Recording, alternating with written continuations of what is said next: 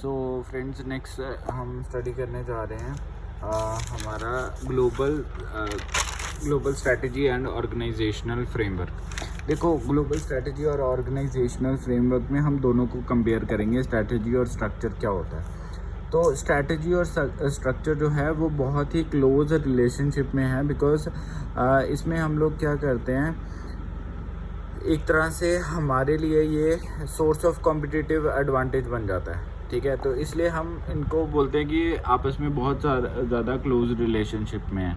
क्योंकि अगर स्ट्रैटेजी अच्छी है, अगर आपका स्ट्रक्चर अच्छा है, ऑर्गेनाइजेशन का स्ट्रैटेजी आप अच्छी लगा रहे हो, कुछ ना कुछ आप बेटर सोच रहे हो कि इस मेथड से मैं कुछ बेटर अचीव कर सकता हूँ कंपनी के लिए, तो ऑब्वियसली आपको कहीं ना कहीं कंपटीशन के अंदर आप जीत के ही बाहर निकलोगे। सो इसीलिए आपका जो स्ट्रक्चर, आपका जो मेथड है और आप जो आपका जो मेथड है, स्ट्रैटेजी है, और जो आप स्ट्रक्चर फॉलो करने वाले हो, तो वो कहीं ना कहीं आपस में जो है इंटरलिंक्ड होना चाहिए। वो कैसे इंटरलिंक्ड होता है, इसमें एक तरह से रेसिप्रोकल रिलेशनशिप होता है। रेसिप्रोकल का मतलब क्या, कि अगर एक चीज़ दूसरे के ऊपर डिपेंड करती है तो दूसरी चीज़ वो पहले पे भी डिपेंड करेगी। कैसे? स्ट्रैटेजी जो है वो डिराइव करती है स्ट्रक्चर, मतलब हम एक मेथड से हम एक स्ट्रक्चर बना सकते हैं, और स्ट्रक्चर जो है उससे हम उससे इन्फ्लुएंस होकर हम स्ट्रैटेजी को बिल्डअप कर सकते हैं। तो कहीं ना कहीं ये रेसिप्रोकल होती हैं रिलेशनशिप स्ट्रैटेजी एंड स्ट्रक्चर की। और this is explained with the reference of polygram. Polygram क्या है? आजकल उसको हम यूनिवर्सल म्यूज़िकल ग्रुप बोलते हैं, और ये वर्ल्ड का सबसे लार्जेस्ट म्यूज़िकल कंपनी है। तो कहीं ना कहीं जो रेसिप्रोकल रिलेशनशिप लिया गया है, ये इस पॉलीग्राम से लिया गया है, जो आज की डेट में एक यूनिवर्सल ग्रुप म्यूज़िकल ग्रुप है, जो कि वर्ल्ड का लार्जेस्ट म्यूज़िकल ग्रुप है। ठीक है, तो वहाँ से इसकी रेफरेंस हमने उठाई है। देन इंटरनेशनल स्ट्रक्चर और फ्रेमवर्क क्या है? इंटरनेशनल स्ट्रक्चर और फ्रेमवर्क में क्या आता है कि सारी एमएनसी जो हैं वो सेम तरह की ऑर्गेनाइजेशन स्ट्रैटेजी तो बना नहीं सकती। हर एक एमएनसी अलग वे से काम करती है, तो हर एक की जो है स्ट्रैटेजी कहीं ना कहीं डिफरेंट होगी। तो स्ट्रक्चर जो है वो डिपेंड किस पे करेगा? प्लान पे और स्ट्रैटेजीज़ के ऊपर। पूरे ऑर्गेनाइजेशन का स्ट्रक्चर प्लान और स्ट्रैटेजी के ऊपर डिपेंड करेगा। This is your international structure, या फिर फ्रेमवर्क जिसको हम बोलेंगे। तो स्ट्रक्चर और फ्रेमवर्क ऑफ ऑर्गेनाइजेशन जो है वो प्लान और स्ट्रैटेजी के ऊपर डिपेंड करता है। हमारे पास 5 इंटरनेशनल स्ट्रक्चर सिस्टम्स दिए गए हैं। सबसे पहले है आपका इंटरनेशनल डिवीजन स्ट्रक्चर, देन है इंटरनेशनल फंक्शन स्ट्रक्चर, देन है ग्लोबल, इसको हम ग्लोबल फंक्शनल स्ट्रक्चर भी बोल सकते हैं, देन है ग्लोबल एरिया स्ट्रक्चर, देन है ग्लोबल प्रोडक्ट स्ट्रक्चर, देन है ग्लोबल मैट्रिक्स स्ट्रक्चर। तो सबसे पहले हम ग्लोबल डिवीजन स्ट्रक्चर की बात करें तो ये सिर्फ स्मॉल इंटरनेशनल ऑपरेशंस के लिए हम इसको यूज़ करते हैं। देखो, सबसे पहले बात करते हैं इंटरनेशनल लेवल पे डिवीज़न करना स्ट्रक्चर का, है ना, कि कैसे इंटरनेशनल लेवल पे हम स्ट्रक्चर को डिवाइड करते हैं। तो इसमें ये एक इनिशियल स्टेजेस के ऊपर होता है, जहाँ पे कि कंपनीज जो हैं इनिशियल डिवीजन स्ट्रक्चर को प्रमोट करते हैं, जहाँ पे डोमेस्टिक ऑपरेशंस को हम प्राइमरी एक्टिविटी मानते हैं और इंटरनेशनल ऑपरेशन को सेकेंडरी एक्टिविटी मानते हैं। ठीक है, तो प्राइमरली हमारे लिए, क्योंकि हम नए कंपनी में, हम नई जो है मार्केट में उतरे हैं, ठीक है, तो हमारा स्ट्रक्चर क्या होना चाहिए? फोकस होना चाहिए पहले कि डोमेस्टिक लोकल वाले प्रोडक्ट्स को फोकस करें, लोकल वाले पीपल को टारगेट करें प्रोडक्ट को मार्केट करने के लिए, देन हम इंटरनेशनल ऑपरेशन पे करें। तो ये सेकेंडरी हमारे लिए रहेगा। और इसमें जो है मोस्टली जो है हम एक्सपोर्ट की बात करते हैं इस इंटरनेशनल डिवीजन स्ट्रक्चर में। तो अगर आप इसका स्ट्रक्चर देखो तो उसमें आप ये एग्जांपल दे सकते हो, जहाँ पे सीईओ है और उसके 2 पार्ट हैं, एक कॉर्पोरेट और एक फंक्शनल। ये यहाँ तक जो आप देख रहे हो ये कॉमन रहेगा हर एक जो स्ट्रक्चर है उसमें। ठीक है, तो सीईओ जो है वो डोमेस्टिक ऑपरेशन पे भी काम करता है और इंटरनेशनल डिवीज़न पे भी काम करता है। डोमेस्टिक इसके लिए प्राइमरी है और इंटरनेशनल डिवीज़न जो है वो इसके लिए सेकेंडरी। इंटरनेशनल डिवीज़न मतलब अलग अलग कंट्रीज़ के ऊपर।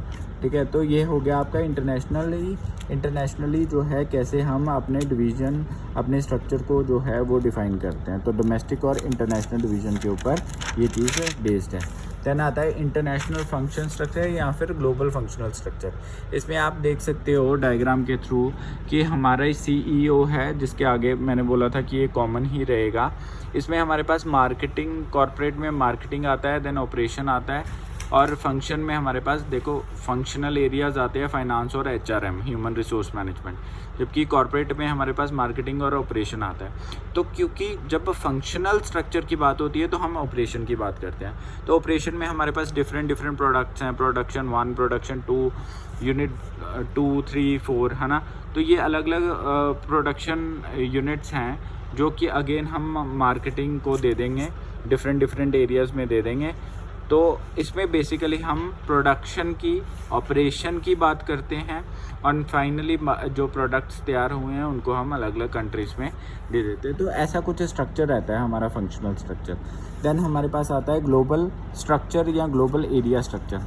ग्लोबल स्ट्रक्चर कैसा होता है हमारा, देखो ये फिर से हमारे पास जो एरिया है वो सेम है कि CEO है, उसके पास कॉर्पोरेट है, फंक्शन है। CEO कॉर्पोरेट के अंदर प्रोडक्शन है, मार्केटिंग है, जबकि फंक्शंस के अंदर HRM और फाइनेंस है।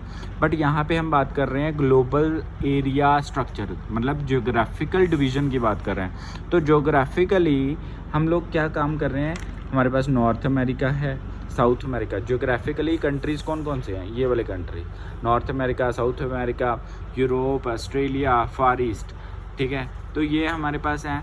फर्दर हमारा जो यूरोप है उसके अंडर हमारे पास जर्मनी आता है, स्पेन आता है, फ्रांस आता है, बेल्जियम आता है। बेल्जियम के अंदर हम एक पूरे जो है यूरोप के अंदर हमारे पास जो यूरोपियन कंट्रीज़ आते हैं उसमें, उसके आगे बेल्जियम के अंदर हम लोग प्रोडक्ट्स जो हैं वो प्रोडक्ट डिवीज़न 1 करेंगे, डिवीज़न 2 करेंगे, डिवीज़न 3 और डिवीज़न 4 करेंगे। And then finally product division, हर एक डिवीज़न को जो है प्रोडक्शन के लिए, मार्केटिंग के लिए, HRM के लिए और फाइनेंस के लिए उनको फर्दर भेज देंगे। तो ये हमारा कुछ स्ट्रक्चर रहेगा ग्लोबल स्ट्रक्चर या ज्योग्राफिक। इसमें हम फोकस सिर्फ किस पे कर रहे हैं, कंट्रीज़ के ऊपर। तो कंट्रीज़ कौन सी हैं, उसके आगे प्रोडक्शन यूनिट कौन से हैं। जबकि फंक्शनल के अंदर हम लोग सिर्फ प्रोडक्शन फंक्शन की बात कर रहे थे, ऑपरेशन की बात कर रहे थे, ठीक है। सो ऑपरेशन की बात हो रही है और यहाँ पे कंट्रीज़ की बात हो रही है। देन आता है global product structure. Global product structure में हम प्रोडक्ट्स की बात करेंगे। तो आप देख सकते हैं कि कॉर्पोरेट लेवल के ऊपर, फंक्शन लेवल के ऊपर प्रोडक्शन, मार्केटिंग, HRM, फाइनेंस है, और CEO के अंदर हमारे पास product group A, B, C और D एंड E है। तो इसके बाद में जब प्रोडक्ट को कहाँ पे हमने भेजना है उसके बारे में Great Britain, Spain, Germany, France, Belgium, and then Belgium आगे किस किस डिपार्टमेंट में क्या क्या रोल जो है प्ले करेगा। तो कुछ इस तरह से प्रोडक्ट स्ट्रक्चर आपका रहने वाला है। यहाँ पे सारे ऑपरेशंस जो हैं वो मार्केटिंग एक्टिविटीज़ जो हैं ये पर्टिकुलर स्पेसिफिक मार्केट के साथ रिलेटेड होती हैं। यहाँ पे क्योंकि प्रोडक्ट स्ट्रक्चर है तो कौन से प्रोडक्ट की बात होगी उसके ऊपर हम फोकस करेंगे, ठीक है। देन हमारे पास आता है ग्लोबल मैट्रिक्स स्ट्रक्चर। इसमें हम 2 या 2 से ज़्यादा स्ट्रक्चर्स को कंबाइन कर सकते हैं। तो इसमें हमारे पास आप एग्जांपल देख सकते हो कि हमारे पास CEO है, जो कि उसके आगे हमारे पास डिफरेंट वाइस प्रेसिडेंट्स हैं। कोई फाइनेंस का है, देन इंजीनियरिंग का है, देन मैन्युफैक्चरिंग का है। तो फाइनेंस के अंदर हमारे पास डिफरेंट प्रोजेक्ट मैनेजर्स काम करेंगे, project manager 1, B and C, A, B and C, ठीक है। तो 4 basic strategies and organization structure हमारे पास होते हैं। सबसे पहले हमारे पास है इंटरनेशनल स्ट्रैटेजीज़, देन है ग्लोबल स्ट्रैटेजी, देन है इस ग्लोबल स्ट्रैटेजी को हम ग्लोबल प्रोडक्ट भी बोलेंगे, देन ट्रांसनेशनल स्ट्रैटेजी है, देन मल्टी डोमेस्टिक स्ट्रैटेजी है।